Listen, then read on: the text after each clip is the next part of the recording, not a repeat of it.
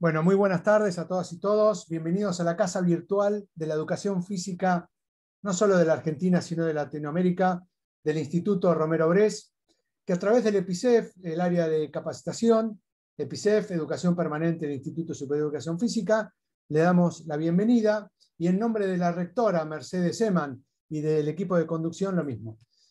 Bueno, Darío, muy buenas tardes. Qué placer tenerte acá y empezar a escucharte y que nos des muchísima información para que la podamos convertir en conocimiento. Y gracias por sacarte esta mochila de la sabiduría entre nosotros. Darío, Muchas, contanos un poco cómo fue tu origen en lo que es el deporte o en la educación física y empezar a transitar cómo te fuiste vos formando y por qué llegaste a donde estás ahora. bueno, gracias. Hola, buenas tardes a todos. Gracias, Marian, por ni hablar por la invitación. Es un honor para mí tener esta posibilidad de charlar con ustedes y tratar de ceder todo lo que uno vivenció, lo que encontró, lo que pude investigar, ¿no? Y lo que fue estudiando a través de los años. Yo, como todos saben, o la mayoría quizás, soy profe de educación física, estudié en San Fernando. Y realmente me incliné primero hacia la educación física por una carrera simplemente deportiva. Realmente no veía ni encontraba la vocación docente en mi interior, ¿no? Después el profesorado me fue cambiando muchas cosas, me fue orientando realmente y sobre todas las cosas me atrajo la gimnasia artística. Tuve la suerte porque en aquella época, año 91, 92, cuando yo me recibí, no había mucho de gimnasia artística, no había muchos gimnasios, no había mucha información tampoco, y tuve la suerte de tener profes de esa disciplina que me orientaron mucho por mi afán de aprender y por mi molestia, ¿no? por meterme, preguntar, querer interiorizarme y por ahí estar cursando segundo y meterme en una clase de cuarto. Y realmente le agradezco mucho a Horacio Dubrec por guiarme en esta formación. Y empecé, sí, ya en el profesorado a transitar lo de la gimnasia artística colaborando con mis compañeros. Iba antes del horario de entrada y los ayudaba. Yo tenía mucha facilidad, por suerte, en hacer al menos los ejercicios del profesorado. Pero es real cuando digo que no hice gimnasia, yo no vivencié la gimnasia como gimnasta, como atleta. Mis primeras incursiones fueron en el profesorado, ya con 19 años. Y tuve la suerte de tener compañeros que les gustaba, que se prestaban a ayudarme y se prestaban a que yo los usara de conejillo de India con esto de aprender a usar un recurso metodológico o aprender a cuidar. Terminado el profesorado, tuve la suerte de poner mi gimnasio de gimnasia artística, el Gymnastic, que todavía está ahí en Vicente López, hace 27 años ya. Y después me empecé a meter más en la parte ya deportiva, competitiva y en la formación de atletas. También siempre agradezco y digo que tuve la suerte de llegar al CENAR, donde aquel profesor Luis Díaz Bancalar y Mónica Calabró me abrieron la puerta, me permitieron entrar y desarrollar mis ganas de entrenar. Y empecé a jugar un poco, a preguntar. Tuve la suerte de convivir con los mejores de la gimnasia en ese momento, como era Vladimir Makarian, un entrenador ruso, o Roya Iskova, también otra entrenadora rusa, Gustavo Moure, entrenadores que en ese momento eran lo mejor que había en el país y a nivel americano, ¿no es cierto? Y ellos también fueron parte de mi formación. Ellos tranquilamente y humildemente me cedían su lugar a cambio de un mate, que en ese momento se podía compartir en mate, ¿no? Yo cebaba mate y preguntaba y molestaba, y el negrito que preguntaba fue creciendo, gracias a Dios, y me acuerdo que me decían, no gastes plata en libros, venía a mirar, porque de la gimnasia en ese momento no había mucho escrito, y yo compraba videos, me acuerdo, los compraba de Estados Unidos, venían esos VHS grandotes, los compraba hoy y me llegaban dentro de 2 meses, y el ejercicio ya era viejo cuando yo lo llegaba a ver en la videocasetera mía, pero bueno, una anécdota, dato de color, porque siempre lo nombro, ¿no? Y así fue. Después tuve la suerte de meterme más, hice los famosos cursos FIC, ¿no es cierto?, de la Federación Internacional. Después me capacité por mi lado, hice la licenciatura, estoy terminando mi maestría en alto rendimiento. Y bueno, de a poco fui conduciendo equipos de gimnasia hasta que llegué a la selección nacional, donde cerré, digamos, mi ciclo de entrenador de alto rendimiento en Río 2016 y hoy estoy acompañando más que nada a Vane, que es la entrenadora, digamos, número uno de nuestro gimnasio, ¿no? Que ella trabaja a full, y Mauro Meinardo, que trabajan con la selección de nuestra institución, que tiene gimnastas en la selección, y les doy una mano cuando realmente lo necesitan, o trato de, a ver, de que se equivoquen, no tanto como que me equivoqué yo, ¿no? Tratar de allanarles un poquito el camino, que se coman un par de pozos que viene bien, pero que no sean muy profundos, la verdad es esa. Así en resumidas, más o menos, Marian, fue mi vida hasta llegar a hoy en día donde estoy, ¿no? Bien, bien, clarísimo.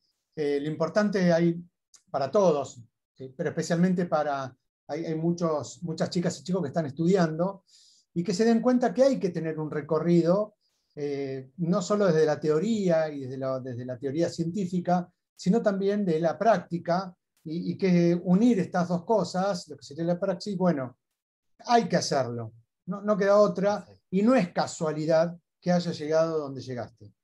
Así que bueno, bienvenido en la presentación. Darío, cuando quieras, podés comenzar. Muchas gracias, María, muchas gracias. Bueno, chicos, ahora sí, oficialmente, buenas tardes, no los saludo de vuelta, no sé si entró alguno más tarde. Y bueno, como Mariano decía, lo importante que es la teoría, lo importante que es la práctica y lo importantísimo que es poder tener la unión de estas dos, ¿no? Quizá esa posibilidad la tenemos nosotros, lo que tenemos o el pelo un poco blanco o lo que no tenemos pelo, tenemos esa suerte de poder juntar la teoría con la práctica. No quiere decir que ustedes no pueden hacerlo, y hoy en día los invito realmente a que traten de divulgar el conocimiento, traten de investigarlo, que no se queden, es más, hoy no se queden solamente con lo que van a escuchar de mi parte, vayan, investiguen, toquen puertas, toquen profes, conozcan, pregunten a sus profes, porque los profes son los que más pueden opinar con respecto a la teoría y la práctica. Y con el tiempo poner tantas cosas en escena les va a permitir una impronta personal, que eso no se los quita a nadie. Lo bueno que tiene esto de la educación física y la parte deportiva es que se puede mezclar mucho la teoría con la práctica y sacar nuestra propia postura, ¿no es cierto? Pero lo que yo siempre aconsejo es no quedarme con el conocimiento que vivencié, tratar de investigar si surge algo nuevo, y continuamente hoy en día el acceso a la información es mucho más fácil, y poder llegar de esa forma a hacer esta combinación entre la teoría y la práctica. Bueno, sin más preámbulos, realmente la intención mía era, a través de Marian, que yo también accedí a esto porque me interesa mucho lo de divulgar la información, divulgar la asociación que yo hago entre la experiencia y lo que voy leyendo, y traerles o bajarles a ustedes todo este recorrido que yo tuve la suerte de hacer a lo largo de mi vida de docente y de entrenador, ¿no? Tuve la suerte de trabajar muchos años con gimnastas de alto rendimiento, pero también tuve la suerte de preparar deportistas y atletas de alto rendimiento de diferentes deportes, de diferentes disciplinas. Tuve la suerte de trabajar en un proyecto que se llamó Entrenamiento Integral, donde muchos atletas de diferentes disciplinas, sobre todo selección, venían y se acercaban al gimnasio de artística a que nosotros tratemos de colaborar de alguna forma con ese gesto, con ese patrón motor, con esa capacidad condicional, con ese sistema energético que ellos desarrollaban específicamente en sus disciplinas, y desde la gimnasia poder aportar en algo. Eso me abrió mucho más la posibilidad de estudio y poder meterme en los diferentes deportes, y hoy en día usar la flexibilidad como un nexo común a todos, incluso llevarlo obvio a la vida cotidiana, porque doña Rosa también tiene que saber que haciendo flexibilidad se va a sentir mejor, ya sea por limpiar su casa, por hacer los mandados o por levantar al nene del piso. Y eso es importantísimo, tratar de bajarlo, y nosotros desde la educación física nos interesa todo. No es solamente la educación física en el patio, sino también llevarla afuera a un entrenamiento personalizado, a una clase en el gimnasio, a hoy en día la cantidad de disciplinas que hay, como el CrossFit o el entrenamiento funcional. Todo eso tiene que estar tocado por la flexibilidad, pero también estar tocado no simplemente por el replicar lo que estamos acostumbrados a ver y a oír, sino por llegar más profundo que eso y tener un sustento realmente científico. Por eso quizá lo que voy a traer hoy a algunos les va a hacer ruido, otros que están más ayornados no, pero está bueno ponerlo a a la discusión y sobre todo a la investigación nuevamente para ver si están así, ¿no es cierto? Pero para hacer una vueltita de inicio, así como esto empieza por parte de la gimnasia, tratar de llegar al origen de esto, ¿no es cierto? ¿Cómo empieza la gimnasia desde sus inicios? ¿Cuál es el origen? Y cómo va empezando suavemente a tocar algunos parámetros de la historia. Ahí está. La historia de la gimnasia que creo que va de la mano, porque por lo poco que pude encontrar, ¿no es cierto? Va muy de la mano con la evolución de la gimnasia.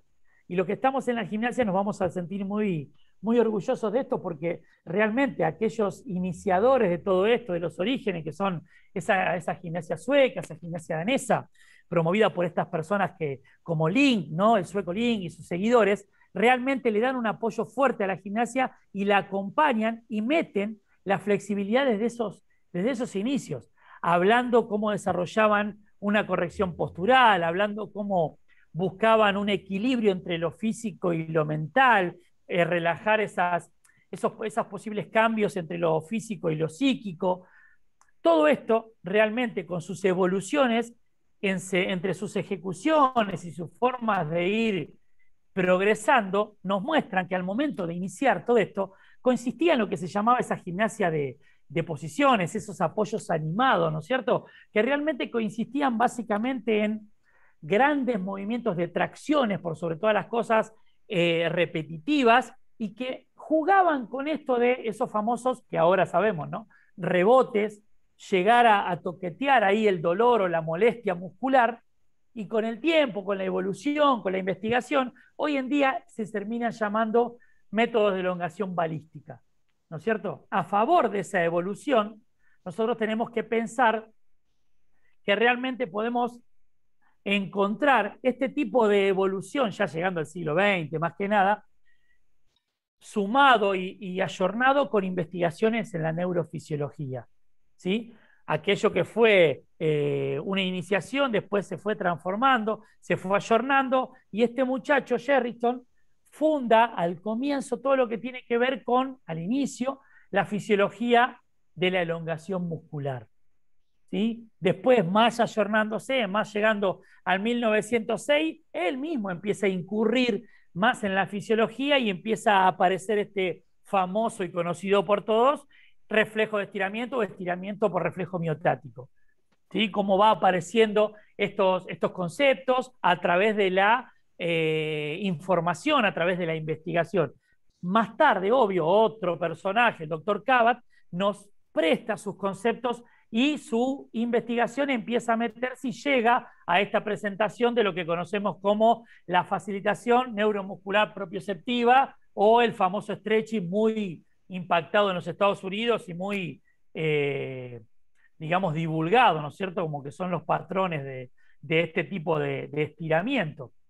Y después, para seguir con esto, ya dentro de la educación física, digamos, el responsable, el que lo incorpora es Holt, ¿sí? Trayendo información por sobre todas las cosas, de aquellas escuelas escandinavas lideradas por Soderborn, y gente que está metida en la investigación y empieza a utilizar esto como una profilaxis del stretching. ¿Sí? Y les vuelvo a repetir, aparece en Estados Unidos este pionero de Anderson, que le da, digamos, una difusión majestuosa y terrible, y llega a varios lugares en lo que es la disciplina mundial del stretching, ¿no es cierto? Hoy en día tiene mucho que ver con esto del stretching conocido como difusión en el Estados Unidos. Después de esto también aparecen las definiciones, ¿no? Cada uno, no sé, Herbert habla de la flexibilidad en términos generales como una capacidad que tiene una articulación o varias articulaciones en mostrar la amplitud del movimiento sin las restricciones musculares o sin dolor, esa complacencia articular de no me molesta y llego hasta acá. Después, en 1989, ya Halvorson habla de un rango normal de movimiento, ¿sí? Afectado en los tejidos blandos. De Hedus, conocido también por nosotros, habla de la capacidad de un individuo para realizar un mayor o menor recorrido de sus articulaciones, y ya metido como el patrón del entrenamiento, Yuri Virgoyansky, habla como que la flexibilidad es la amplitud del rango de movimiento, el famoso ROM, que empieza a aparecer en la bibliografía que nosotros frecuentamos. Y después de todas estas variedades de definiciones, llegamos a la claridad de que todos coinciden, ¿no? Más allá de sus diferentes conceptos de flexibilidad, en que no existen realmente recetas científicas para entrenar la flexibilidad. ¿Sí? No existe la receta, toma esto y seguí este método para entrenarla. Lo que sí realmente existe y está fundamentado bibliográficamente y científicamente es que cada patrón motor de cada gesto deportivo tiene que tener una íntima relación con el patrón de flexibilidad que se va a trabajar. ¿Qué quiere decir esto? Que la especificidad deportiva va de la mano con la especificidad de la flexibilidad. Es una capacidad condicional, por supuesto, pero no es general. Tenemos que ir a lo específico para llegar a un rendimiento real de la flexibilidad o a través de los gestos de la flexibilidad. Es importante entenderlo, más que nada para que no pensemos que cualquier ejercicio de flexibilidad tiene incidencia directa sobre cualquier gesto motor. Ni hablar si nos empezamos a meter en la especialidad deportiva. Por eso está bueno que entendamos los núcleos articulares, cómo trabajan, los grupos articulares que están involucrados, en qué tipo de contracciones trabaja cada uno, porque de esa forma la flexibilidad va a ser una incidencia mucho mayor al entender de qué forma, si el movimiento es lento, si el movimiento es rápido, si la contracción es excéntrica o es concéntrica. De esa forma la flexibilidad puede aportar mucho mejor, porque ahora vamos a ver algunos núcleos articulares y algunos aparatos funcionales que van a intervenir en las diferentes formas de elongar, ¿no es cierto? Más allá de esto, indistintamente al deporte o indistinto de la posición que tomen o la situación de juego, siempre vamos a encontrar que van a incidir sobre la flexibilidad diferentes factores, ¿no es cierto? Esos factores van a ser los factores externos y los factores internos. Los factores que más nos van a llamar la atención van a ser la movilidad articular, la elongación musculotendinosa, sí que tiene que ver con lo interno. Después, en lo que va hacia lo exterior, hacia lo externo, que participa o que influye en los trabajos de flexibilidad, ya tiene que ver con el nivel o el tipo de actividad, la temperatura, por sobre todas las cosas, la edad, el sexo, y la articulación involucrada. Por eso volvemos a tocar esto de los núcleos articulares específicos que quiero trabajar pensando en la especificidad deportiva. Por eso está bueno tratar de direccionarlo en forma muy específica cuando yo pienso y hablo del entrenamiento de la flexibilidad. Después vamos a encontrar estos métodos existentes que calculo que más de uno los conoce, que son el pasivo, el activo, la elongación balística, que hoy la hablábamos, cómo fue pasando, iniciándose en el tiempo. Y el último, o uno de los últimos métodos que más se conoce, que quizás, digamos, es uno de los métodos que más incidencia tiene o más relación tiene con el beneficio, que es el facilitador neuropropioceptivo.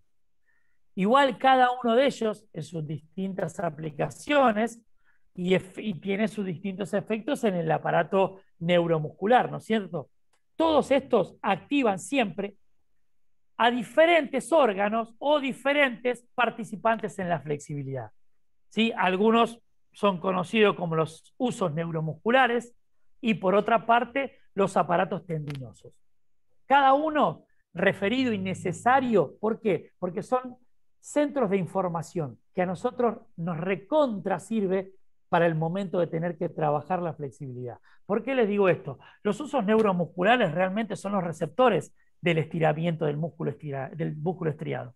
Y es necesario realmente escuchar, como voy a decir después, al cuerpo, y esos usos neuromusculares van a darnos una información importantísima. También los órganos tendinosos de Golgi, que son órganos receptores, ¿sí?, de la parte sensorio-perceptiva, de cómo estamos haciendo la fuerza, y de hecho regula la fuerza para que podamos aplicar, disminuir, acorde al nivel de activación de estas, bueno, motoneuronas alfa, que seguro cuando hablaron con Juancito Renda habrá tocado esto de la motoneurona a nivel de la fisiología, ¿no? Pero sepamos que esos usos neuromusculares y los órganos tendinosos son los que tienen que estar muy, muy activados, muy sensibles a la hora de trabajar.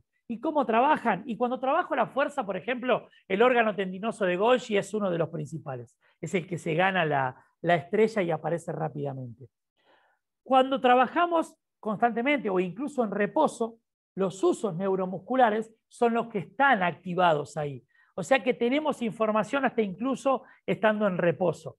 Fíjense qué rico que es toda la información que estos órganos nos están enviando, porque están informando continuamente a nuestro cerebro qué es lo que hay que hacer, si hay que relajar, si hay que activar, si hay que contraer, ¿sí? Y ni hablar durante el trabajo de flexibilidad que ponemos en escena a los dos, al uso neuromuscular y al órgano tendinoso. Por eso está bueno que esto sea algo continuo, el de trabajar flexibilidad, para que estos órganos estén activados y tengan esa gimnasia de informar continuamente y el cerebro sea estimulado continuamente con estos receptores.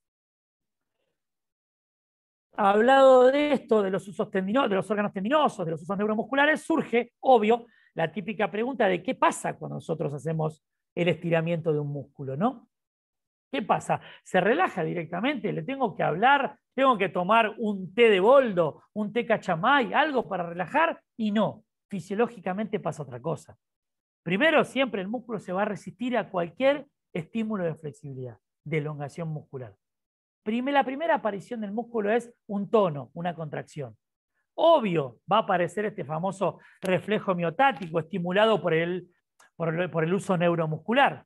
Y después vamos a llegar a esa relajación o a esa inhibición de ese tono.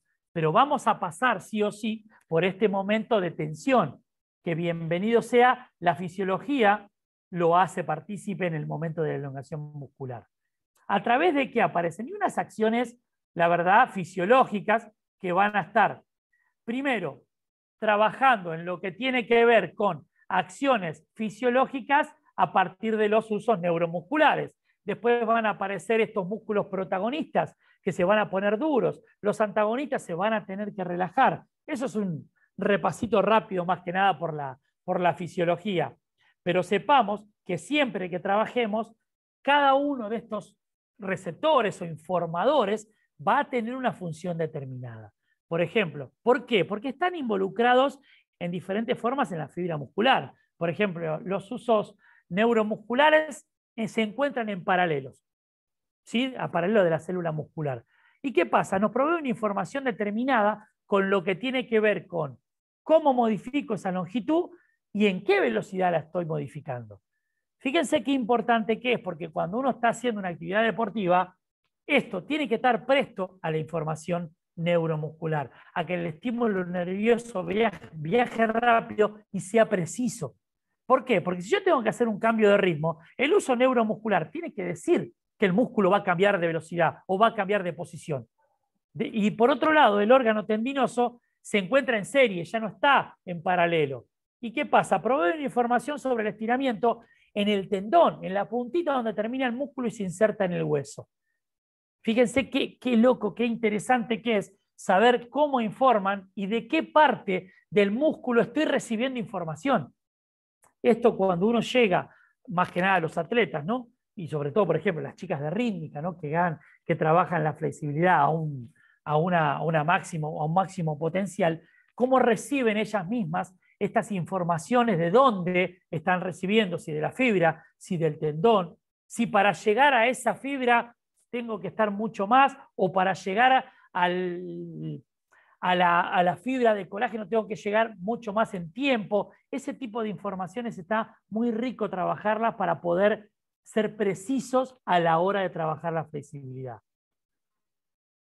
Sabiendo esto, realmente a nosotros nos conviene tener algunos aspectos en cuenta, ¿no? ¿Qué era lo que hablábamos un poquito anteriormente? Nosotros tenemos como primera instancia, dijimos que va a aparecer ese tono o esa contracción muscular. Entonces, encarguémonos de relajar ese músculo primero, ¿sí? Y después voy a tratar de marcar algunas cositas donde no es conveniente a veces hacer flexibilidad muy intensa o elongación muscular muy intensa. Si nosotros sabemos que primero aparece el tono muscular y después tenemos que buscar la relajación, vamos a tener que dejar pasar un tiempito de 8 o 10 segundos. ¿Sí? Se llama inhibición autógena, que el órgano tendinoso hace que todo esto ceda y se permita bajar un poco más en flexibilidad. Después de un tiempo voy a obtener quizá una relajación, pero después va a aparecer otra vez esa tensión muscular. Y eso quiere decir que estoy llegando al tejido conectivo, ¿sí? Por ende, es lo que yo les comentaba antes de la flexibilidad, por ejemplo, en las chicas de rítmica, el llevar ese estiramiento mayor en el tiempo, pero con una movilidad articular o con una elasticidad muscular muy pausada, muy suave, para tener más amplitud y que el tiempo ceda progresivamente y no con tensiones y cambios de ritmo muy bruscos. Después de ceder esos ángulos y alcanzar esas diferentes fibras, ahí sí puedo empezar a modificar. Pero siempre vayamos en forma progresiva, porque hay que pasar por diferentes cambios, relajaciones y contracciones, y eso es producto del tiempo y de la forma en que se está aplicando ese tipo de cambio fibrilar, ¿sí? Pase de una contracción a una relajación por un tiempo determinado. Nuevamente va a aparecer esta tensión muscular. Y si yo sigo sosteniendo progresivamente la tensión, voy a ganar nuevamente relajación muscular. Pero esto tiene que ser realmente progresivo, ¿sí? Y estos son llamados de alerta que a nosotros nos interesa, que tenemos que saber para llegado el momento de trabajarlos. Entonces, si nosotros pensamos un poquito en una sesión de elongación muscular, llámese de stretching, o bien trabajar después de una actividad, sabemos que se van a manifestar algunos aspectos y vamos a lograr algunos objetivos. Por ejemplo, el aumento del rango articular, por supuesto, lo vamos a obtener con el tiempo y lo vamos a ganar. La disminución de la viscoelasticidad del tejido muscular, claro, la viscoelasticidad va a ser presente y va a empezar a disminuir a medida que yo voy a ir relajando ese tono muscular. Y la disminución, obvio, de la fuerza máxima que ese músculo es capaz de desarrollar. ¿Qué quiere decir esto? Que si yo pongo a un músculo a trabajar elongación muscular, a posteriori no voy a tener gran fuerza máxima. Y esto es algo que a nosotros nos prende una luz. ¿Se acuerdan que durante mucho tiempo, igual ahora lo voy a desarrollar un poquito más, pero durante mucho tiempo nos decían que tenemos que elongar para prevenir lesiones, tenemos que elongar para obtener más rápido el rendimiento, tenemos que elongar para que no nos duelan los músculos después? Bueno, acá hace unos años se ha pateado el tablero y se ha encontrado fundamentación científica y que se pone a discusión, y bienvenido sea en cualquier momento, este papel de la flexibilidad como prevención de lesiones o como gran ganancia de rendimiento, ¿sí? Yo tomé muchos artículos que me acompañan siempre en las charlas. Por ejemplo, el uso del estiramiento y de prevenir lesiones o de compensar el dolor muscular no está realmente justificado científicamente. Es lo que yo decía antes con respecto a replicar modelos, ¿sí? Yo sé que me han dicho, no, elongá porque después te vas a sentir mejor, elongá porque después no te duele el músculo y elongá porque prevenís lesiones. Y hoy en día eso se está puesto mucho en duda, ¿sí? ¿Por qué se puso en duda? Porque realmente no tiene datos científicos. Todo lo que tiene que ver con el dolor muscular post ejercicio, no existe una evidencia científica de esto que se llama DOMS, ¿sí? Donde realmente esté fundamentado científicamente que este tipo de elongaciones musculares evita el dolor post ejercicio, ¿sí? Y después, si analizamos un poquito las diferentes bibliografías, si hacemos esta revisión literaria, ¿no? En los 80 se hablaba mucho, con muchos autores, de que aumentar la flexibilidad de la unidad tendinosa del músculo permite mejorar el rendimiento, disminuye las lesiones deportivas. En contraste a esto, ya en la década del 2000, ¿no? Escrito en el 90, pero más fuertemente fundamentado en el 2000, empiezan a aparecer las evidencias que el estiramiento no solo no previene las lesiones, sino que quizás también ayude a generarlas. Y tampoco disminuye el nivel del alcance de prevenir. ¿Qué quiere decir esto? Aquellas disciplinas por ahí que solicitan una mayor flexibilidad, como la gimnasia, por ejemplo, sí tienen que ser invitadas a trabajar rangos de gran movilidad. Los otros deportes No es necesario porque no voy a obtener esto que se dice como prevención de lesiones. Entonces, aparece esta pregunta, ¿no? Si hemos estirado bien, si el estiramiento realmente sirve, obvio que tiene beneficios, pero vamos a hacer una contrapartida con lo que sí y con lo que no. Por ejemplo, los ejercicios de estiramiento durante mucho tiempo, ¿no? Se han considerado esenciales en los programas de entrenamiento físico. Sin embargo, las observaciones con atletas realmente han cuestionado mucho esto porque no hay un dato científico que diga que se va a beneficiar el rendimiento, se va a evitar la lesión, se va a evitar este famoso dolor post-entrenamiento porque aumenté la elongación previa. ¿Sí? Sí, lo que sí hay son datos reales y duros en lo que tiene que ver con las edades y los tiempos aconsejables para trabajar y obtener un beneficio. Un beneficio que no es la elasticidad muscular, sí la relajación, sí con el tiempo la amplitud del movimiento.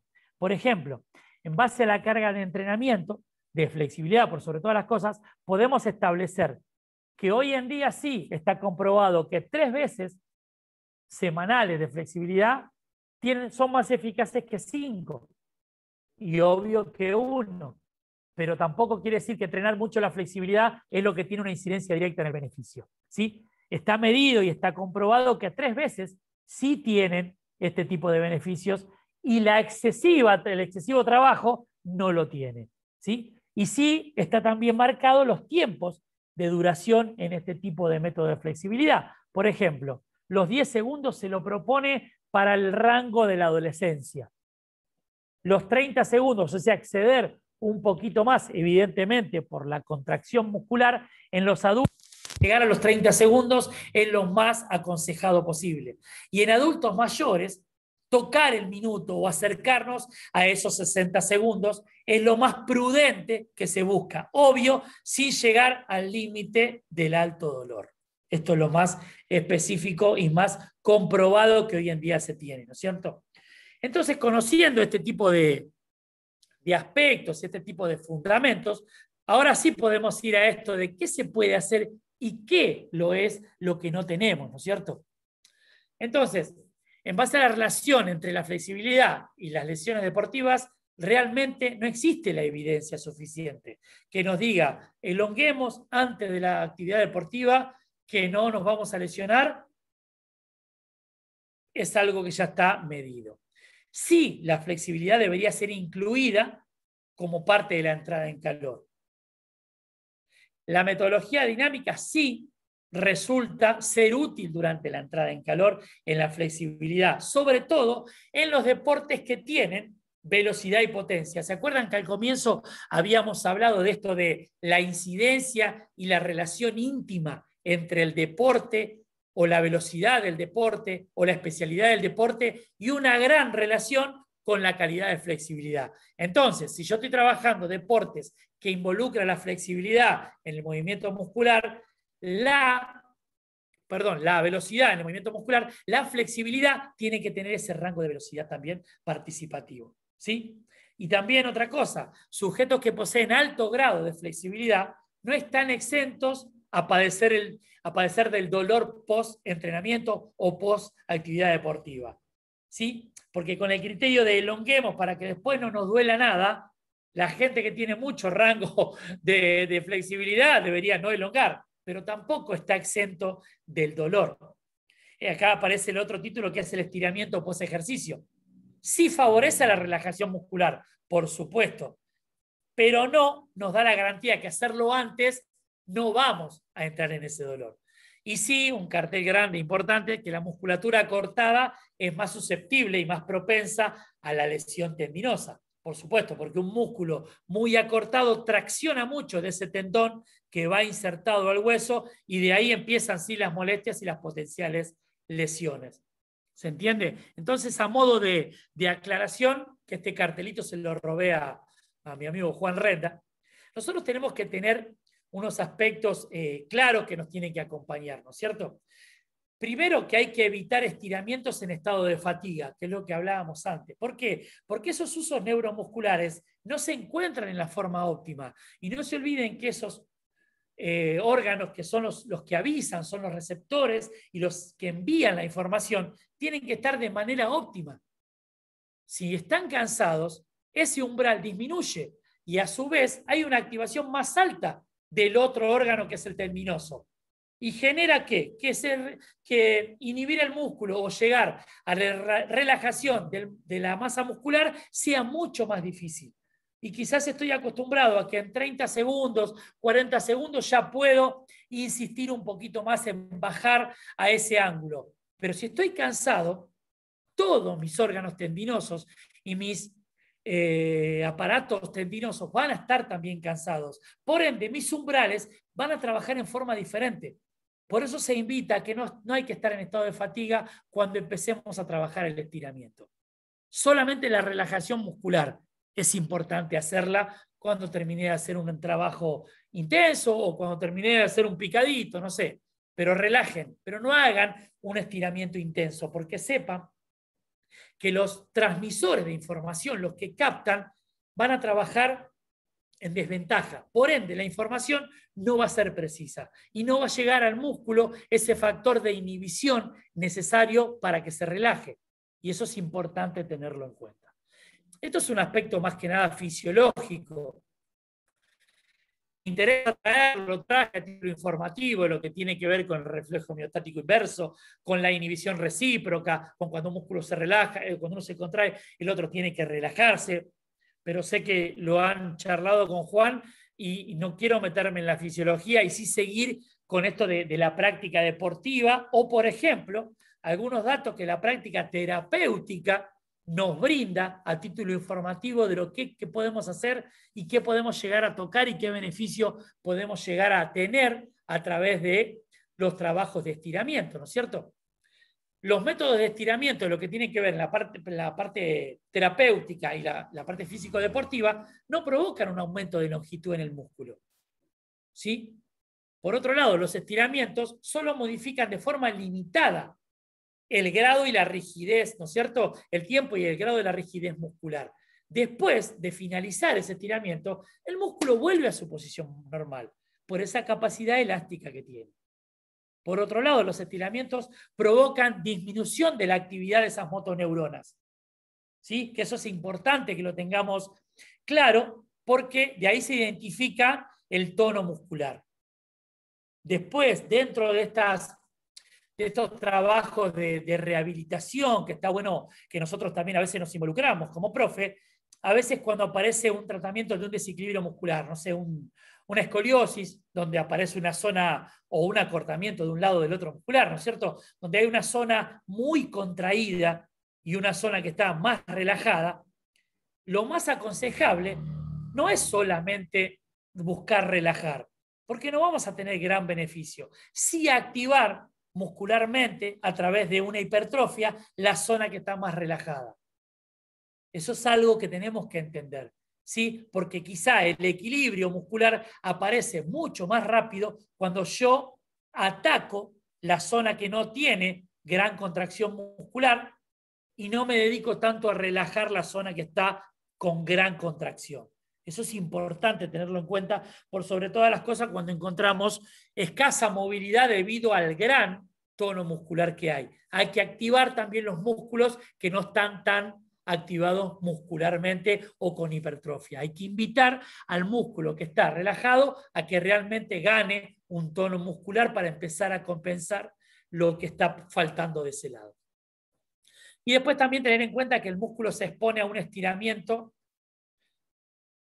realmente continuamente y realiza todo lo que tiene que ver con una neurogénica, ¿sí? Con un tratamiento de naturaleza neurogénica, porque ¿cuál es la idea? Primero dijimos, pasar por la flexibilidad, ¿de qué forma? Activando. ¿Y se va a activar? Sí, se va primero a contraer, relajémoslo. De esa forma vamos a obtener más rango articular. Sí, por supuesto, pero pasemos por la relajación. Invitemos a que esa zona muscular se relaje. todos los aparatos tendinosos y los usos neuromusculares están a esa disposición. O sea que pasemos progresivamente y démosle tiempo a que ese músculo que queremos relajar pase por los diferentes estados, para de esa forma obtener realmente lo que necesitamos. Después, lo que sí sabemos y tenemos que tener presente es que los estiramientos sí modifican el grado de movilidad articular. Y bueno, en la práctica deportiva, realmente los estiramientos previos no parecen aumentar el rendimiento. ¿Sí? No van realmente a ganar gran rendimiento por elongar previamente. Nosotros tenemos que entender eso porque las acciones musculares tienden a relajarse, pero rápidamente van a volver a su posición inicial. Y respecto a la prevención de lesiones, como decíamos antes, los estiramientos no tienen un efecto significativo sobre la prevención, ¿sí? E incluso el aumentar la sesión de elongación muscular previa al trabajo deportivo puede llegar a aumentar la probabilidad de lesiones. ¿Por qué? Porque el músculo llega de otra forma, no llega activo y preparado para velocidades de acción y reacción, llega de una forma más pacífica y nosotros lo necesitamos activo para el trabajo deportivo. Lo mismo pasa con este MMAD, que sería la molestia muscular de aparición de morada, ¿no es cierto? El estiramiento no lo va a prevenir, ¿sí? Porque lo que yo elongue al comienzo, después y durante el trabajo muscular, sea de rendimiento, mediano rendimiento, o simplemente un picadito, va a generar otra vez la activación y la contracción de esos músculos. Y si los músculos no llegan a relajarse, va a doler. Así que no vamos a obtener el evitar el dolor de aparición de morada. Realmente no nos va a prevenir eso, ¿sí? Por ende, los estiramientos no actúan positivamente acelerando el proceso de recuperación física. Sí colaboran en lo que tiene que ver con la relajación muscular. Entonces, la realidad es que si se permite un razonamiento, es este texto que yo lo saqué de una investigación, realmente se habla de que los estiramientos se sabe por experiencia que mejoran la movilidad articular, que es la condición número 1. ¿Sí? Pero realmente se espera que un músculo elástico que ha sido elongado, que ha sido sacado de la tensión, no esté predispuesto a una lesión. Y sí, puede estar predispuesto a la lesión. Más que nada, no prediquemos el elongar previo que no te vas a lastimar. Eso hay que tener cuidado, más que nada porque realmente está comprobado científicamente que elongar antes de un trabajo deportivo o un trabajo motor no me va a salvar de una lesión. Realmente si mi músculo no está preparado para ese movimiento, no estuvo preparado antes, no porque no elongué previamente, ¿sí? Más que nada es a título informativo esto, porque realmente es necesario tenerlo en cuenta para que nosotros sepamos qué nos puede pasar y qué no, y qué podemos predicar en nuestras clases, ¿no?, diarias, y qué podemos sí predicar. Entonces, lo que sí no nos vamos a escapar es en los beneficios que el trabajo real de flexibilidad continuamente nos brinda. Realmente el trabajo de flexibilidad permite un desarrollo de la conciencia corporal y de conocimiento de nuestros aspectos en la flexibilidad. Conocer los límites propios en la amplitud muscular y la amplitud articular. Saber hasta dónde yo llego con una amplitud, pero conocerlo previamente, no enterarme en el momento de la ejecución motora.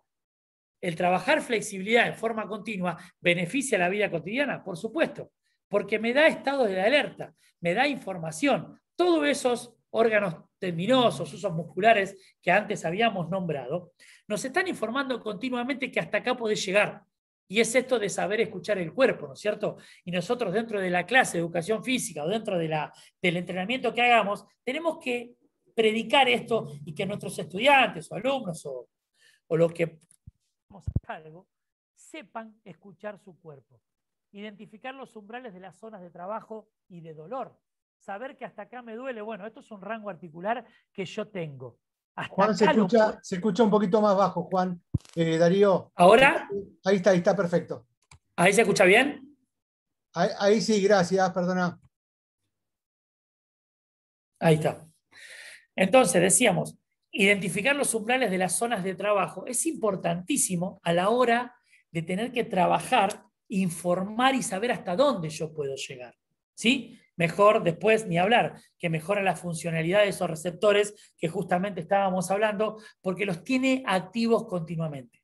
Estimula ese viaje de información de los aparatos tendinosos hacia el cerebro y la respuesta motora que tiene que tener, esa participación del reflejo miotático. Cuanto más se trabaje la flexibilidad, de mayor manera se enriquece la información neuromotora. Por eso es importante trabajarla. ¿Sí? Y saber, obvio, de los límites que nosotros tenemos a lo que tiene que ver y lo que respecta a la movilidad articular, ¿no es cierto? Los estiramientos, obvio, aumentan la disponibilidad corporal en los gestos rutinarios, no solamente en el mediano y en el alto rendimiento, estamos hablando del gesto diario de cada día. ¿Sí? Como dije al comienzo, el que doña Rosa vaya a comprar, no Rosita Villeri, que la vi por ahí, pero doña Rosa, la que va a comprar, tiene que saber cómo agacharse y levantar esa bolsa y hasta dónde se puede agachar, porque el rango articular lo tiene que conocer. En nosotros agacharnos, agarrar a nuestros hijos o jugar en el piso con nuestros hijos, hasta acá puedo, no, pará, voy a hacer este otro movimiento porque conozco mi rango articular y no quiero excederme. Esto es conocer al cuerpo. Sí, y nosotros somos responsables, ni hablar desde la actividad física y cuando estamos adelante de cualquier clase, porque nuestros alumnos, estudiantes o deportistas tienen que educarse conociendo el cuerpo. De esa forma, sí coincido con que vamos a evitar las lesiones, pero es por un conocimiento corporal. Es como internamente me informa mi cuerpo y cómo yo me muevo en base a esa información. Cuanto más rica la información, más conciencia tengo, más educado estoy. ¿Sí? El hombre físicamente educado, que lo han escuchado muchas veces, tiene que ver con este tipo de información. Información interna, que nuestros propios órganos y aparatos tendinosos nos informan, pero a través de la estimulación de la flexibilidad. No quiere decir poner la pata arriba en una silla y bajar y soy reflexible. No, habla de la conciencia, de cómo me informan mis propios aparatos dedicados a la información de la musculatura, de la flexibilidad, de la movilidad, todo este tipo de aspectos que tenemos que hacer consciente para todos los que están con nosotros, ¿no? Bueno, así a modo de cierre, más o menos, a mí me interesa que nos llevemos claro esto de la conciencia, ¿no? De conocer la flexibilidad. ¿Para qué? Primero, para nuestras prestaciones corporales, para tener claro hasta dónde rendimos, hasta dónde nos podemos exigir, que eso es importante.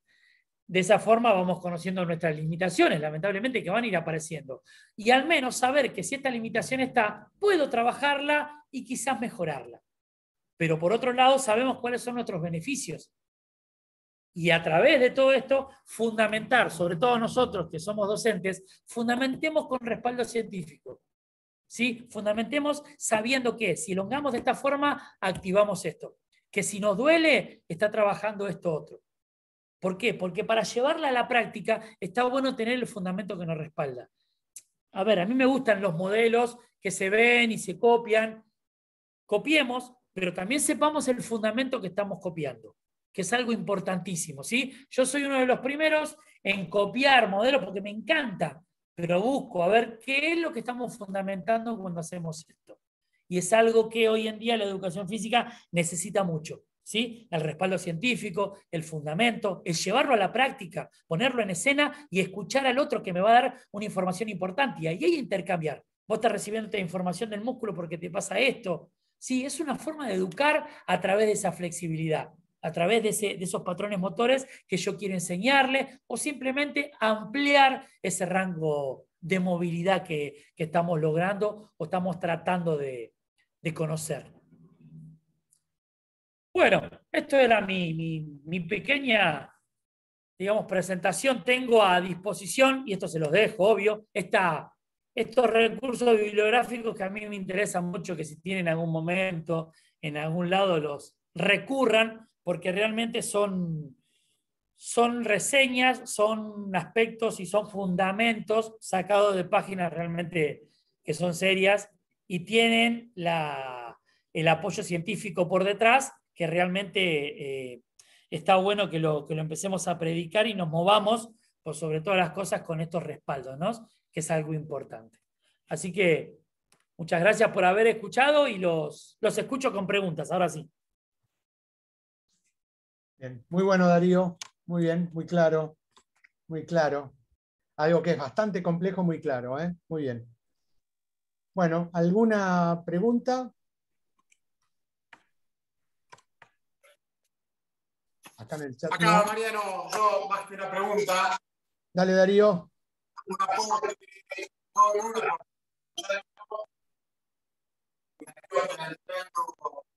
Darío, espera, se te escucha muy mal. Ahí se escucha mejor. Sí.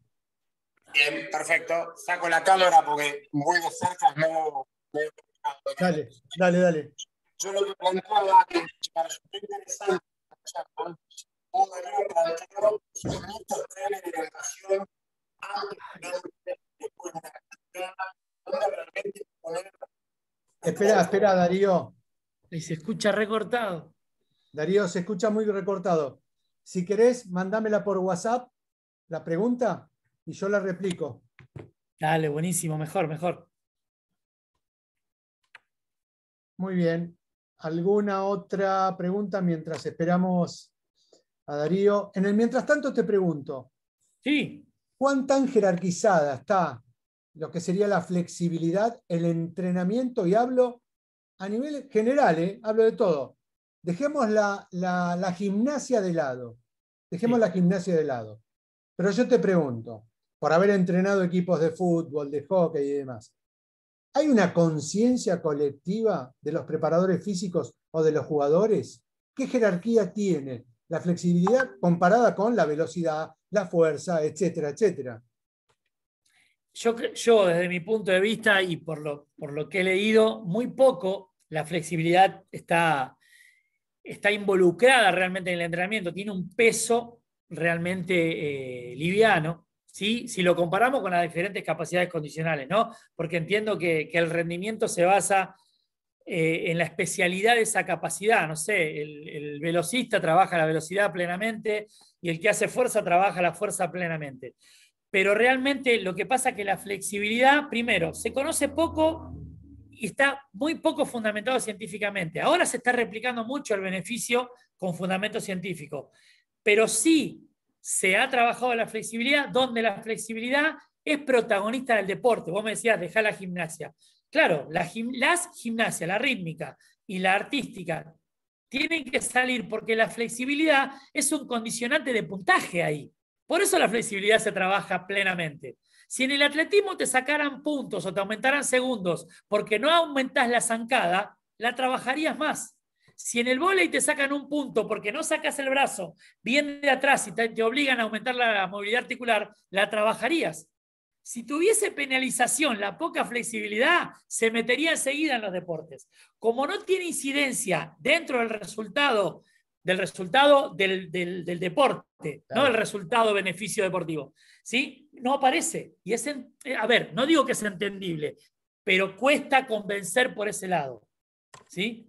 Y ahora también empieza este tirón de que, claro, antes me decían que aflojara para no lesionarme, ahora ni siquiera por eso, pero hay otros beneficios con esto de los avisos internos y cómo vos conocés a tu cuerpo, que es mucho más fácil a través del entrenamiento de la flexibilidad. Te enriqueces terriblemente en el rendimiento y en la respuesta motora con eso. Pero es remar, ¿no? Es remar sí en el dulce leche despacito. Sí. Bien, clarísimo. Nicolás, ¿querés hacer la voz o querés que la lea la pregunta? Darío, si querés cerrar la presentación, así le podemos ver la cara a todos. Sí. Darío pregunta lo siguiente. Entonces, lo óptimo previo a un entrenamiento sería movilidad articular y estiramientos dinámicos. Sí. La movilidad articular es lo que más interesa porque es lo más protagonista. ¿Sí? Cualquier deporte tiene una movilidad determinada. Los estiramientos dinámicos siempre y cuando estén asociados al gesto y no en excesiva repetición. Y eso es algo que a mí Me pasó personalmente hace muchos años, con Beto trabajábamos con polistas. ¿Sí? Trabajábamos con la Adolfina, no con cualquier grupo de polo. Y él se puso a elongar al Lolo Castañola, mirá que te estoy hablando, el número 2 ¿sí? del polo, y le elongamos los aductores terriblemente, y el flaco se subió al caballo, dijo que se caía. Dijo que se caía, porque no tenía esa contracción que tiene siempre. Lo pasamos de flexibilidad, nos fuimos al otro extremo. Y eso realmente lo asumo porque no sabíamos que podía pasar eso. Yo decía antes, lo elongo, lo dejo hecho un flan y ¿sabe cómo responde? Porque está elástico, porque no se va a lesionar, porque está repreparado. Pero dejaste una baba en ese músculo que necesita velocidad de reacción, donde los neurotransmisores iban a 2 por hora y el tipo necesitaba este tipo de respuesta. O sea, lo metí en un tráfico de la 9 de julio a las 6 de la tarde, pudiendo agarrar el peaje, ¿me entendés? Hice todo lo contrario. Por eso digo, hay veces que uno tiene que orientarlo específicamente al trabajo. Si estamos en un deporte de velocidad de reacción, estimularlo, pero dejarlo activado. No hay otra. Bien.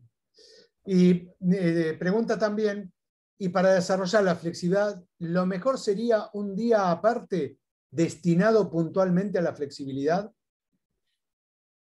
Tener un día, el problema no sería hacer un día, sino la distancia entre un estímulo y otro. Ahí vendría el problema. Si nosotros pasamos más de las 48 horas, ahí no vamos a encontrar un beneficio.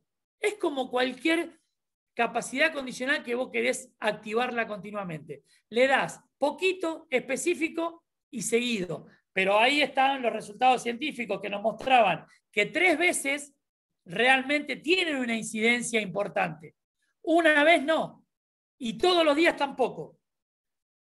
No está medido exactamente y decir, te pincho el isquiotibial hoy, te lo elongo, mañana te lo pincho de vuelta y recibo información. Todavía no existe eso, pero realmente se ha notado que se gana un poquito de movilidad articular, pero se encuentra un beneficio en la movilidad cuando aparece al menos 3 veces por semana la estimulación de la flexibilidad. Por eso no sé si está tan bueno, por lo menos en deportes que tienen que ver con lo acíclico, ¿no?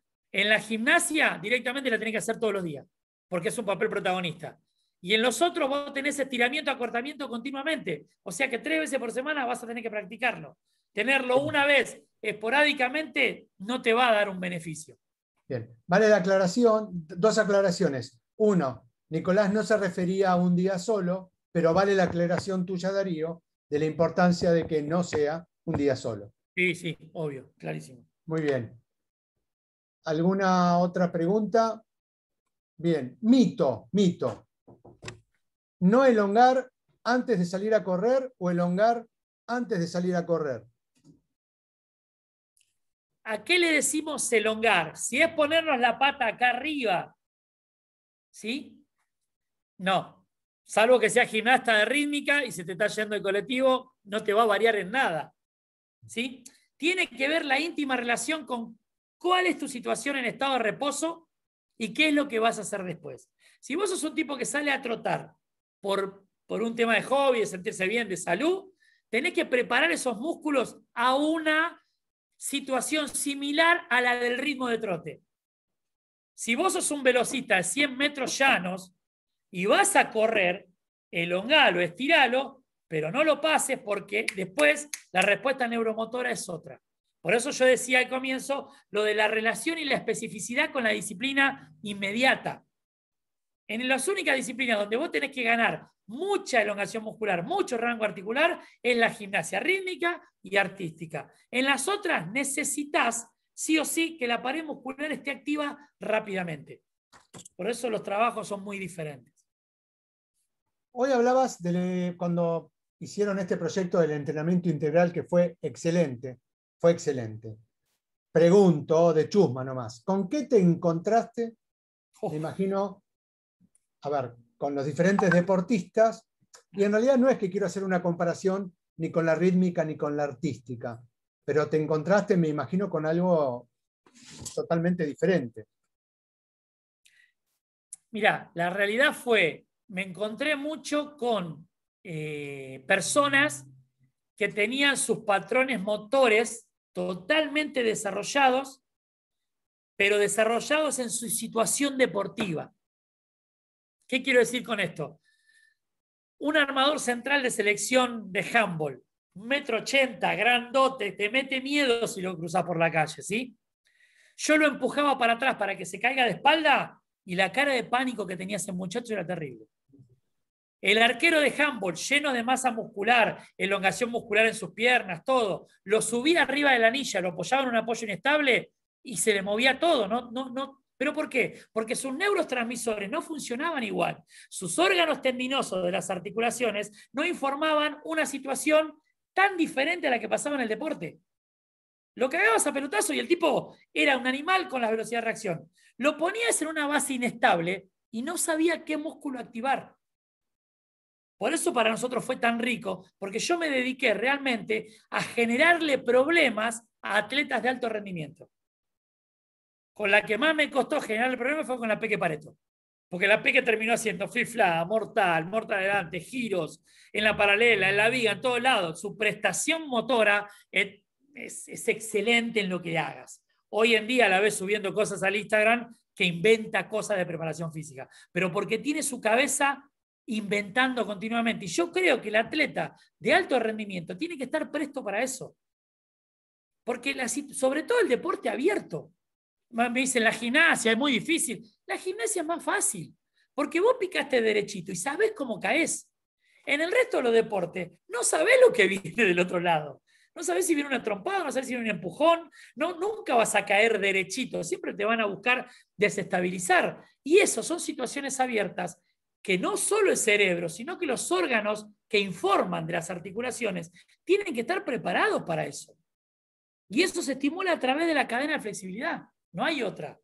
Si vos querés un uso nervioso preparado para estimular rápidamente, hacé flexibilidad y le vas a estar tocando la cabecita así continuamente y decir, despertate, despertate, despertate. Si vos solamente le das un press de hombro, el tipo va a saber hacer press de hombro, pero cuando se le fue el ángulo, no sabe responder. Eso era lo que nosotros hacíamos en ese trabajo de entrenamiento integral. Sí, acá hablamos también de este concepto de la importancia de la gimnasia, tanto la rítmica como la artística, en edades tempranas, como base para después desarrollarse en otro deporte.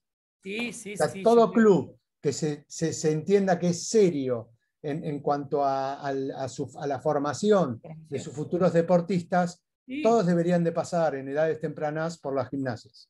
Mirá, Marian, yo tuve la suerte de tener a la Peque, a Ceci Carranza, medalla de oro con Lange, ¿me entendés?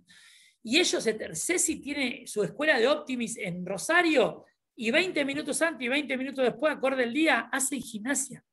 A ver, gimnasia. Tratan de hacer un rol adelante, una vertical, se cuelgan de una barra, que no es gimnasia artística, es práctica gimnástica, que es lo que nosotros predicamos en el profesorado de educación física, lo que trabajamos dando gimnasia. Salimos de la gimnasia artística, o sea, no me interesa la puntita del pie ni la vertical durante 5 segundos, ni el kip.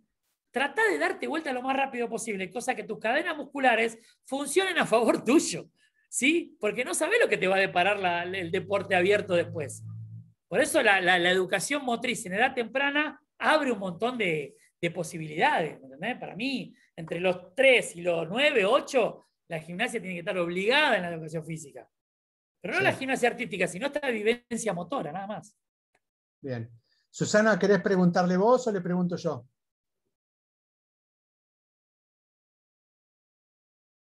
Pregunto yo, no te entendí, porque como estás muteada, sí. Acá Susana dice, patín artístico, nos manejamos como en la gimnasia, ¿no? Y tiene gran particularidad. Es más, te voy a pasar, Susana, si podés pasarme el mail, una investigación que habla de la incidencia de los factores de flexibilidad. Gran parte de los artículos los saqué de ahí, específicamente en el patín artístico. Porque te diría más, ustedes deberían trabajar más la fuerza sostén, porque algunos patines pesan más de 2 kilos. ¿Me entendés? Nosotros en la gimnasia levantamos la pata, las chicas, ¿no? Levantan la pata sola sin nada arriba, y así todo le ponemos una pesita o le atamos una banda elástica.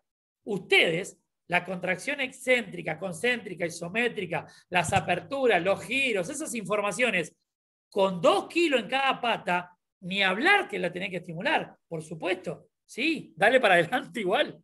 Sí, sí. Darío, te estamos robando más de tiempo de lo que habíamos pactado. Vos tenés que dar clase. ¿Alguien quiere hacer alguna pregunta más para ir cerrando? Bien, ya ahí tengo el mail de Susana. Genial, pasámelo pues. Ahora te lo paso. Bueno, Darío, nuevamente en nombre de Mercedes Eman, la rectora del Romero Bres y de su equipo de conducción, de Alejandro Kunik, que estamos justos acá en el EPICEF, te agradecemos muchísimo. Fue muy claro, mucha información, hay que convertirla en conocimiento ahora. En el chat dice, hermoso Darío escucharte, un grande Darío, muchas gracias por el espacio, buena clase, esta charla me modificó un poco el pensamiento. Bueno, hay muchísimas, muy buena explicación, de verdad muy interesante. Muchas gracias, muy buenas tardes, excelente Darío, gran profesor. Bueno, muchos mensajes de toda la gente que está participando de esta charla. Hermoso escucharlo, gracias totales. Darío, nuevamente muchísimas gracias, ha sido un placer. Muchas gracias a cada uno y a cada uno de los que participaron en esta charla. Cualquier duda, por favor, lo hacen saber a través del correo del EPICEF. Darío, un placer haberte tenido y que te saques toda esta sabiduría que tenés aquí, que la largues, que hay mucha gente que se queda con todo esto y después vaya a saber a dónde termina. Un placer, Marian. Te agradezco de vuelta. Gracias, chicos, por bancar, porque hay que escuchar a uno hablando de flexibilidad. Pero bueno, uno a veces se pone fanático y a mí siempre me dicen, sí, nos damos cuenta que sos fanático porque se te infla la venita de acá. Me dice, sí, uno se fanatiza, ¿viste? Y empieza con las manos y todo esto. Pero realmente yo trato, si bien brindo la experiencia y hago mezcla, ¿no? Entre lo práctico y la teoría, soy un reproductor de lo que viví. Tengo la suerte de haber cursado con animales como Añón, como Renda, como gente de la preparación física y del deporte que son excelentes. Y realmente yo les saco, les afano, pero ellos también brindan. Por eso uno está en la obligación, y lo hace también de corazón, en seguir replicando esto, porque esto tiene que difundirse. ¿Me entendés? Más que nada, porque la educación física, si no, no cambia. Esas estupideces de me lo guardo, ¿para qué? Se te hace hongo lo que te guardás. Sí. Largalo, reproducilo, si esa es la idea. Gracias, chicos. Gracias, Marian. En serio, muchas gracias. Darío, un abrazo grande. Nuevamente, muchas gracias. Muy buenas tardes. Nos vemos.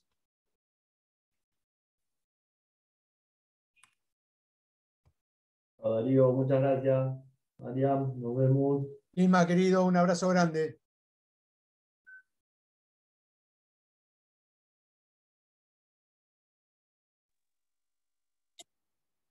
Chao, Mariano.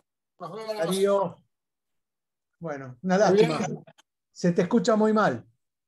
Está bien, no hay problema, no hay problema. Dale. No hay problema. Muy buena la charla. Dale, Darío. Hablamos. Saludos. Prepárate para el segundo cuatrimestre. Ya estamos preparados. Dale. Abrazo grande. Buen fin de. Igualmente.